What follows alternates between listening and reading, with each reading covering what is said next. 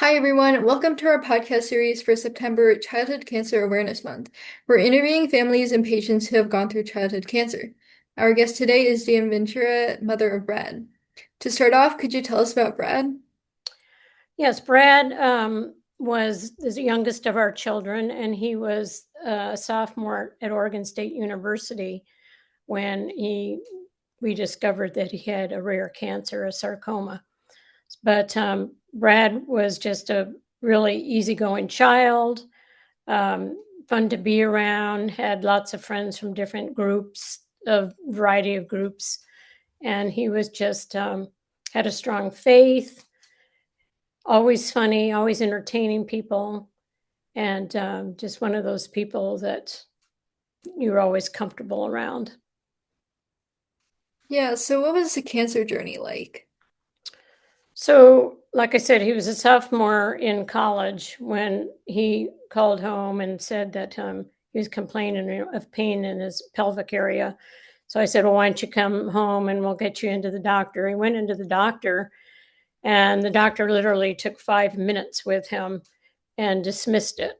And I think that is the problem with a lot of these sarcomas because they're soft tissue cancers and sometimes they're not found. So he went back to school, still was having a lot of pain, and went to the doctor that his blood counts were not right and sent him to a specialist who found out that he had cancer, which was so hard on the whole family because Brad just loved being at college, and they told him you have to leave right away and go home and go to OHSU because it was the only place where they treated this type of sarcoma. So we had to take him out of college, move him home, and he immediately started on his journey of chemo and radiation. And he actually enrolled in Portland State, which is near OHSU, so he could take classes and even study while he was doing his chemo. So he wanted to keep up with his education when he was doing that. But it is a hard journey for families. I guess in some ways we were, even though Brad had a childhood cancer, um, him being a little bit older, he had friends who were constantly around, constantly wanting to go with him when he was in the hospital, or sit with him when he was doing his chemo. So we were lucky in that because that was important to him to keep, in contact with his friends. When he was, yeah, go ahead. Oh, what was his attitude towards his cancer? He had a good attitude. I mean, he didn't think it was going to get him. He really didn't. He told me many times, he said, Mom, don't worry about it. I've got this. But like I said, he had a strong faith, which helped. He he sometimes had chemo sessions that were 5 days, and he had to be in the hospital for that whole time. So his friends would go up there and they'd make music videos and they'd dance in the halls, and he'd dance with his chemo pole, and he'd get the nurses to dance with him, sometimes even the doctors to dance with him.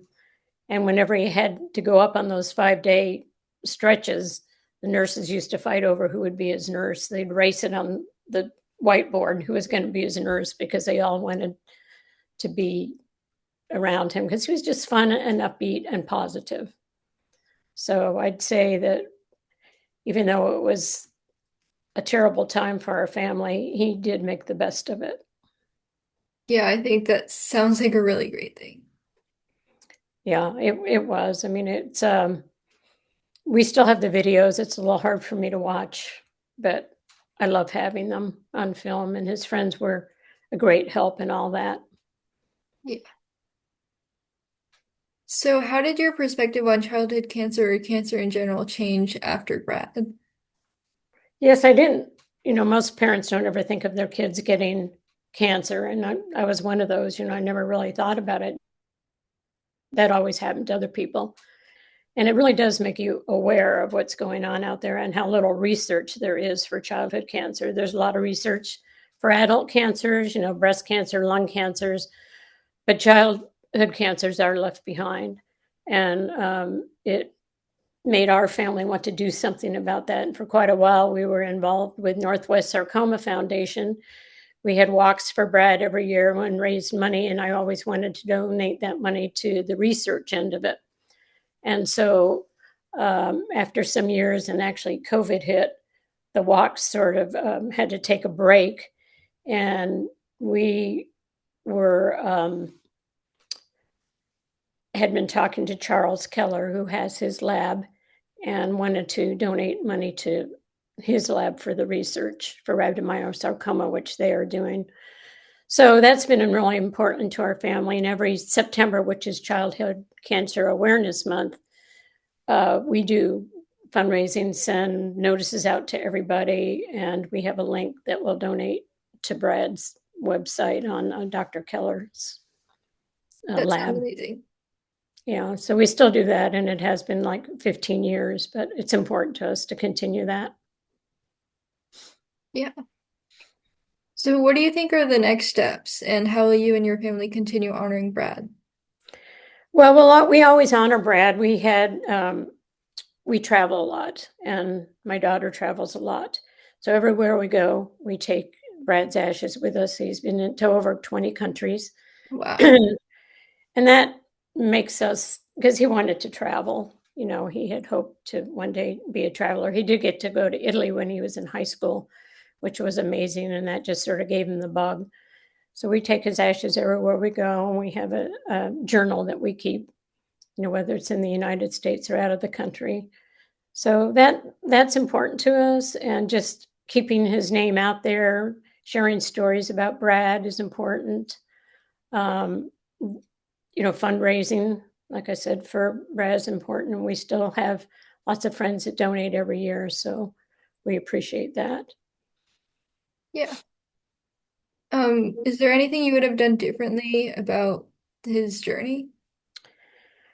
Um, I wish that we could have discovered it sooner. And I know that's not really our fault. The doctors worked really slow on it, but a lot of that was because they were unaware and they're not looking for cancer in young people.